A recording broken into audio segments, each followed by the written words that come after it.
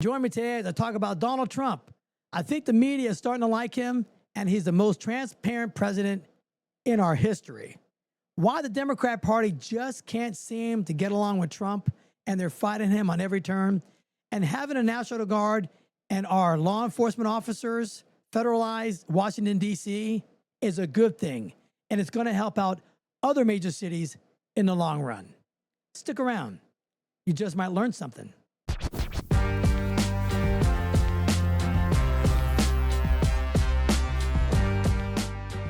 Welcome to the Eric T. Conversation. I'm Eric T. It is 2025, and we can't get the sweat off of gym benches. When I go inside the gym to change or get ready to go work out, I bring a bag. I'm old school. I still bring a gym bag with all my stuff in it. And every time I come in there, there's always an ass sweat mark right on the bench.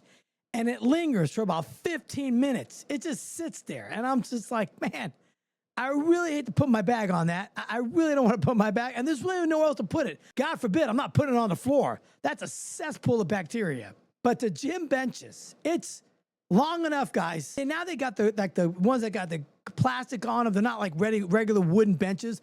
Wooden benches were actually a little bit better because the wood absorbed the sweat. So you didn't get ooey, gicky sauna sweat from some dude's ass all over the bench. But now they have these new fancy benches in there, and the wetness just stays. It's so gross.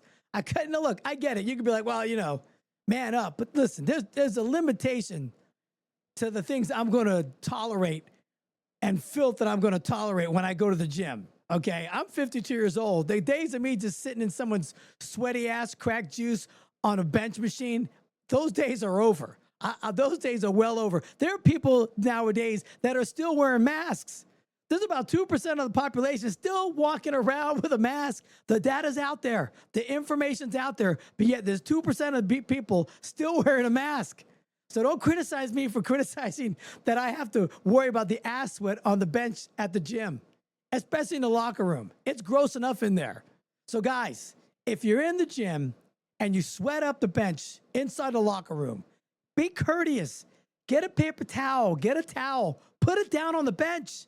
For the love of God, put a towel down. Absorb that ass crack sweat. Nobody wants to see it. You know you're sweaty. Everybody knows you're sweaty. You feel it. It's dripping down your crack. When you're in there, gentlemen, and you're working out, ladies, I know. I see the thong sweat mark. I see it. Okay, you got sweaty asses too. Guys, when you're in the gym and you go to the locker room and you sit down or if you come out of the sauna, you damn well know you're sweaty. Don't sit down on the bench. And if you don't got a towel and you're in the gym, you're wrong. You're wrong. You need to have a towel at all times. Put it down on the bench before you sit down on it. Be courteous to everybody else. You guys have got a lot of progress by wiping down the machines, and I appreciate it. A lot of the people appreciate it in the gym.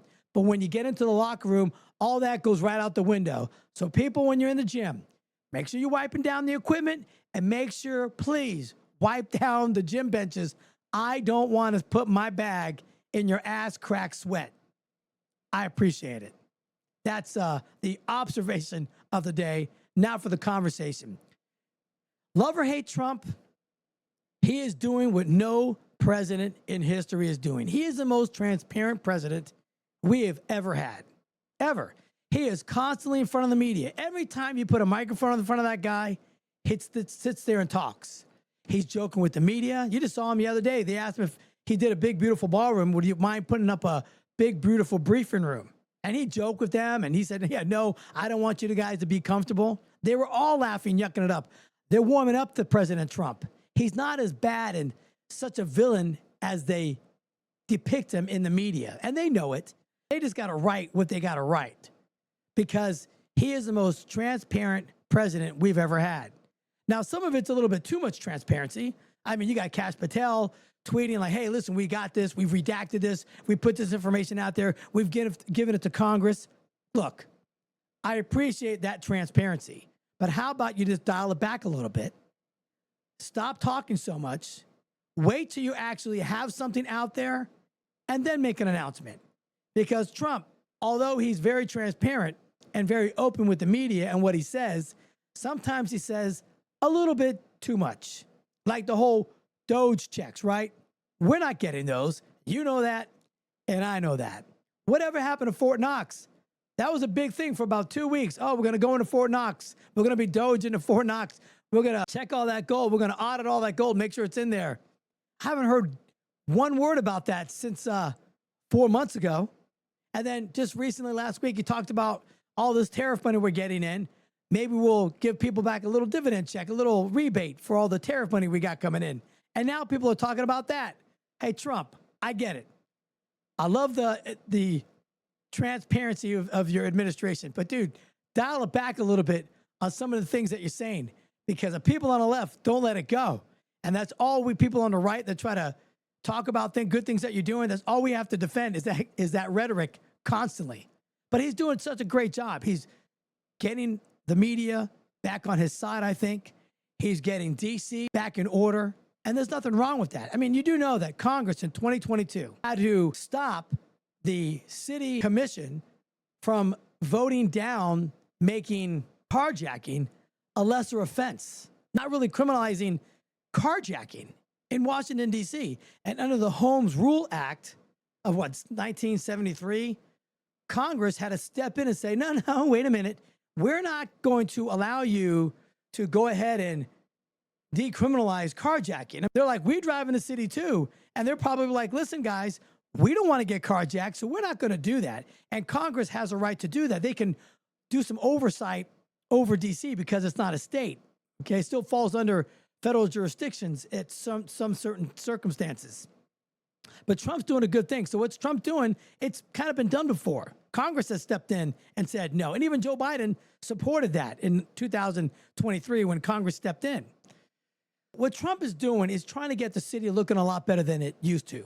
And that's okay. A lot of people can argue, say, what about these other cities? What about L.A.? What about Memphis? What about Nashville? These other cities, Chicago? Yeah, those have a problem too. But remember, they have a governor that's running those states. Trump only can do what he can do. Now, can he federalize law enforcement and send them into these cities and clean them up? Yeah, he can do that too. The state of an emergency, he can certainly do that. And maybe he'll do that. Maybe if this works out so well, Trump will federalize different law enforcement officers to go in different states and cities to help clean them up, because their local police are being handcuffed, literally handcuffed, to not be able to do it. They have less police officers than they really need. D.C. is like short 2,000 police officers. And a lot of these cities are defunded the cops. So they are short with a lot of the police that they have. They have mandatory overtime in D.C. for cops to fill the void of not having enough law enforcement officers. That's a significant problem, especially in the Capitol. But I think Trump is doing a good job. And I think the left is constantly fighting with Donald Trump because they know if these policies work, if these things work, and I think they're afraid that they're going to work, that they're not going to be elected in 2026. They're not. They're not going to be elected in 2028. If the tariffs actually work the way Donald Trump has been saying they're going to work, if they get the numbers where they need them to get by doing away with the federal income tax, if you make under $200,000, the left is toast. If people get their tax returns next year, those no tax on tips, no tax on overtime, and they fill out those tax forms and they realize they're getting a bigger chunk back than they've ever received before, that's going to wake up a lot of people. But nobody's seeing that yet because it's going to take a little while to get that stuff implemented.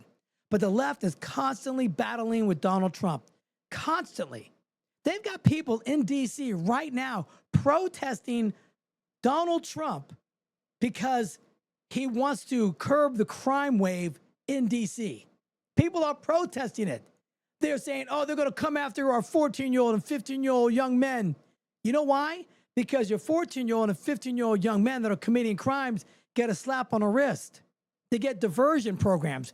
They don't do any time. They don't get prosecuted for carjacking individuals, which is a pretty brutal crime. So yeah, they're going to go after those teenagers that are committing these crimes. And teenagers are committing the crimes because they know they can get away with it. But they're protesting. And look, you can say what you want, but these protests, in my opinion, they're organized and they put them out there very quickly. There are paid organizations that are paid to go out there and do these things. There are companies that facilitate this. They have people on their payroll. There are protests on demand. There are companies that do that. All of a sudden, within 12 hours, 10 hours of Trump making that announcement, they're already on the streets. Beautiful signs made, handing them out, T-shirts made, microphone out there, a podium so they can talk, hooked up to electricity already. That's just random organizing? Random? No, that stuff is all staged, in my opinion. But I think if the left would just start doing some things to help the country, things will go a lot smoother. But they're not. They're fighting him every step of the way because they're afraid for their lives, their political lives. They need this stuff to not work. And they're going to put up a roadblock everywhere they can by getting judges that are on their side to block some of these things. So it slows down a process. Trump has to go appeal it, and then it has to go to the Supreme Court, and then that gets overturned, and then it happens anyway. He's had 4 years to think about this. Now, you could say that he put a lot of these people in his administration in 2016. You got to remember, Trump was a businessman. He had no idea he was going to win. He's even said that. He had no idea he was going to win. And when he won, he looked at people to the left and to the right of him that he had hired as his advisors, because that's just what you do. You hire advisors, you get people on your staff, and people tell him, hey, Donald, use this guy. He's great. He knows this. He knows these people. He knows the great people for Secretary of Defense. He knows great guys that can be ambassadors. He brought in those people around him, and he was given bad information. He was using insiders of D.C. to fill his administration. And look what happened. He got people that leaked. He got people that wrote books about him. He got people that were dishonest and weren't trustworthy, and they weren't loyal. And no matter what Donald Trump does, he loves loyalty, loves it. He respects you as long as you respect him. And he had 4 years to figure this whole system out. He had 4 years to figure out how the deep state works. He had 4 years to realize, okay, I can't use the status quo individuals in my administration. I'm going to use people that I trust, people that I've surrounded myself with, people who are America First individuals. That's where you got Pam Bondi, Pete Hegseth, Kash Patel, Dan Bongino. The list goes on and on and on, J.D. Vance, because he wanted people who were young. I think the average age of his cabinet is under 50 years old. I think they're in their 40s. Pam Bondi is like 61, 62 years old. She's probably the oldest. Robert Kennedy Jr., he's older. He's in his 70s. But for the most part, they're all in their 40s, maybe early 50s. These are young people that are in D.C., and they're just kind of starting off being in the system. And he trusts them. What Trump is doing, in my opinion, he's setting up the legacy of the Trump party. Now, it's still going to be the Republican Party, but Trump is shaping it into the people that he needs that are going to be there for decades to come. That's why you got guys like Marco Rubio that were a senator for, 3 terms, brought him on here, had some issues at the beginning of his Senate term, but now I think Marco Rubio is all in on the MAGA movement. He's all in on America First. He's seen the light. He knows the way the Republican Party needs to go. And he's probably the best Secretary of State we've probably ever had. In just 7 months, he's done a bang-up job. You can't argue with the success Marco Rubio has had as our Secretary of State. He's done a great job. But Donald Trump is putting the young people in there because he wants them to continue long after he is gone. J.D. Vance is 40? Rubio's late 40s, about my age, maybe 50, 49 years old. They're in there to continue decades and decades of what he's set forward to do. Set all the wheels in motion. And that was his plan. And he thought about it. And he's got loyalists. And you can say he's a dictator. No, he's utilizing the system how it was meant to be.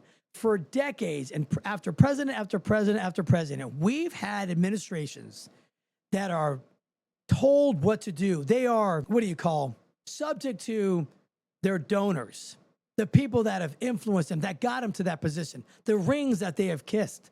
Donald Trump didn't have to kiss anybody's ring. He's the leader of the Republican Party. Make no mistake about it. He's the leader of the Republican Party. You can have people in the Republican Party that may not agree with him, may not like him a whole lot, but he's in charge of it, hands down. There is nobody that is even a close second to Donald Trump. The Democrat Party, you have no idea who they have. You have no idea. Hakeem Jeffries, that guy? Oh, come on. AOC, she's a socialist communist. Bernie Sanders, the dude's in his mid-80s. They don't have anybody that's really out there in front. Gavin Newsom, look what he's done in California. And you're going to start seeing more things that he's done in California when more people start trying to rebuild their houses out there, and they can't do it. They can't get any permits to build over there.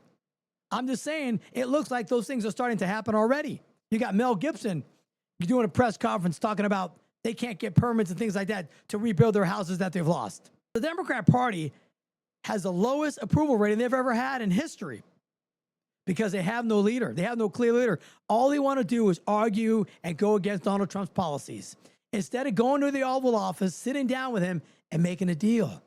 Donald Trump is a king of deals. He brags about it all the time. Hell, he even wrote a book about it.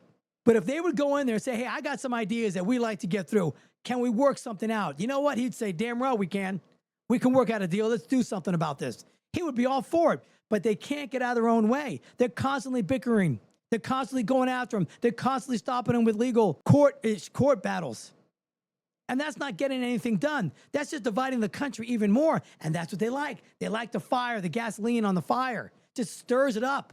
Gets more people arguing. But people are getting smart. Minorities are starting to get wise to the game. They are.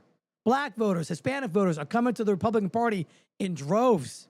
Record numbers this past election because they're starting to realize that they have been played decade after decade after decade by the Democrat Party. That they go out there, they shake their hands, they kiss the babies, they give them all these promises to get their votes, and then they poof, vanish like a fart in the wind until they need them again in 2, 4, 6 years. Donald Trump is there. He's got people on his staff that are going to still be there. And the Democrat Party is doing everything they can to try to thwart his agenda because they know if it works, they are toast.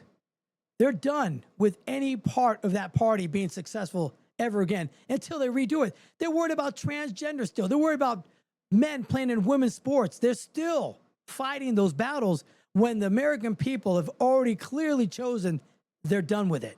They're done with it. They're done with the insanity of the left. They're done with the purple, the blue, the weirdos. They're done with all that stuff. They don't want that. The American people don't want that. That's why Trump won the popular vote. That's why he won by record numbers. That's why he won clearly all of the swing states. And he was crushing Joe Biden in the mid part of the election before Joe Biden dropped out. It was clear he was going to lose big time. And then they put in Kamala Harris, and she lost big time. American people are tired of it. They're tired of illegal immigrants here. Now, is it tough to see people getting torn out of their house and go back to their country? Yeah, but if you've been here 20, 15, 20 years, 30 years, and you're still not an American citizen trying to give back to the country that's given you everything, you should go back. Arnold Schwarzenegger said it very clearly. You come to this country, you're a guest. And when you come here as a guest, you should give something back. And if you don't give back by trying to become an American citizen and hiding under the radar, working off the books, not paying the taxes that you need to take, and not supporting the American Constitution and our republic, then you should go back. Because if you've been here 20 years, that's no excuse. I think if you've been here that long, there's no excuse for you not being a citizen. Had a guy on my show last week. His father was a Cuban immigrant, came here when he was 32 years old, got a work visa, worked at a college, became a citizen. His wife came here on school, got a school visa, worked hard, became a citizen. There is a way you can do it. Sometimes it's tough. If it was easy, it wouldn't be valuable. The American dream is hard to obtain. You got to work for it, but you can do it. Everybody in America can achieve the American dream. So if you come here illegally, the first thing you need to do is try to get here and be legal. My heart doesn't really cry for anybody who has to go back home.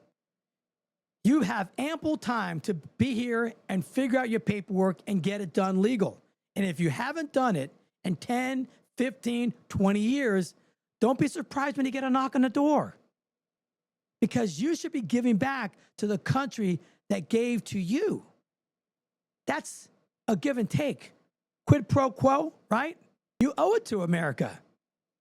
You owe it to fly the stars and stripes at your house if you want to be in this country. I think the left should stop fighting so much with Donald Trump and start working towards a better America, because they're not doing it. It's clear. Now they've got the D.C. mayor coming out against having troops in D.C. and having, federal law enforcement on D.C. They're just patrolling the streets. They're helping patrolling the streets. Pam Bondi has taken over the police department because they need to organize it better and clear the streets out. It's not martial law, guys. For those that get it all twisted, like, oh, the National Guard, there's martial law. No, the National Guard is there to show a presence of strength, to let people know, don't be fearful when you walk into your car. That's what they're there for. Having a soldier carrying an M4 at the low ready is letting you know, hey, it's okay. I got this guy in the corner of this alley. He's going to make sure I get to my car okay. People can breathe a little bit better. And there was a news anchor on ABC News. She was interviewing people, and she was telling everybody exactly how bad it really is over there, because coworkers of hers have been mugged. She got harassed just a few weeks before that. Check this out. We've been talking so much about the numbers, and yeah, usually that's how you play devil's advocate, is you talk about, oh, well, stats say crime is down. However, I can tell you firsthand here in downtown D.C. where we work, right here around our bureau, just in the past 6 months, there were 2 people shot. One person died, literally 2 blocks down here from the bureau. It was within the last 2 years that I actually was jumped walking just 2 blocks down from here. And then just this morning, one of my coworkers said her car was stolen a block away from the bureau. So we can talk about the numbers going down, but crime is happening every single day because we're all experiencing it firsthand while working and living down here. When you watch something like that from an actual ABC news anchor telling you how bad it really is in D.C., that she's witnessed her friends getting harassed, people getting carjacked, crime riddled in that area. Things need to be changed, and that's the front door to our country. So they got to work it out. And Donald Trump is doing that, but the left can't get out of his way.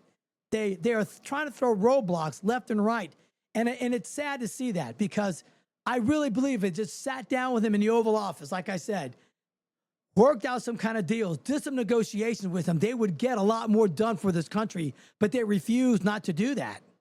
I get people that comment on my content all the time, and they're constantly throwing articles at my face and trying to prove me wrong on this. This is I'm an opinionated guy. I'm a commentator. This is what I do for fun. I do as much research as I possibly can because I have a normal life, and this isn't what I do 24/7. I don't have a staff. I don't have people researching for me. It's just Eric doing it.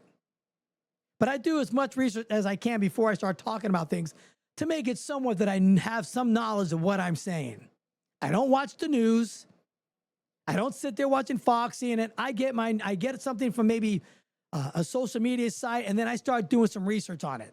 And you can do all the research on your phone.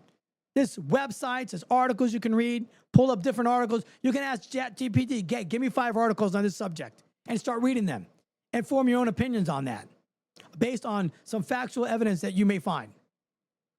But Americans don't do that. They hear one thing and like, oh God, the National Guard's there. It's martial law. It's not martial law. They're helping people, but they can't see that because the left doesn't want you to see that. The media doesn't want you to see that they're helping. They want you to see, oh, everything Trump does is evil. Everything it does is evil. And we're right. We're right by not having criminals, put in jail. We're right by lowering the charges and the assaults for carjacking. That's not a big crime. We don't have to worry about that. We don't have to worry about 15-year-olds that are hurting, assaulting people because they're 15. Who cares? They're minorities, most of them, right? So that's why they're going after them, because they're minority children. Not necessarily. Crime is crime. And we need to show that this is a law-abiding country. And the law is going to start being enforced in America. And that's what I voted for. That's what over 70 million Americans voted for. Change in that direction. Nobody liked the way the country was going. Inflation is flat now. The numbers just came out. They're still flat for like the second, third month in a row. The numbers are lower than kind of what they expected. They expected to be a little bit higher. They've been wrong every turn. They've been wrong on Donald Trump. The tariffs aren't hurting the economy as much as they said they would. They're actually doing things well for us. They're bringing manufacturing to our country. And for all those people who say, oh, manufacturing is never going to come back. Yes, it's going to come back. The steel industry is going to start flourishing here in the United States because that's what makes America great. We used to be a really great country when we exported more than we imported. When tariffs were footing the bill. Now, I get it. Back when tariffs were paying the bills, we didn't have Medicaid, we didn't have Social Security, we didn't have some of these government programs that we have now, but our economy is bigger. So yes, I think the amount of tariffs that we can bring in can help pay for a lot of these things so people can get a break on their income taxes and get a fatter paycheck for everybody. But they don't want that. The Democrats can't have that because if you get a fatter paycheck and you start getting that 23% out of your paycheck back in your paycheck and you got all your money every year, every month, they're going to lose, and they know that. You can tell how somebody's afraid when they constantly start fighting, when they don't have any of their answers. They have no answers. The Democrat Party hasn't given any answers in the past 7 months for Donald Trump. All they've done is try to put up blockades. When all you do is fight and you have no answers, that means you're afraid. And the Democrat Party is very afraid because when these things actually work for this country, they're done, and they know it. Well, that's it for today. Join me next time for a little chit-chat, some observation, and some good old-fashioned conversation. Thanks.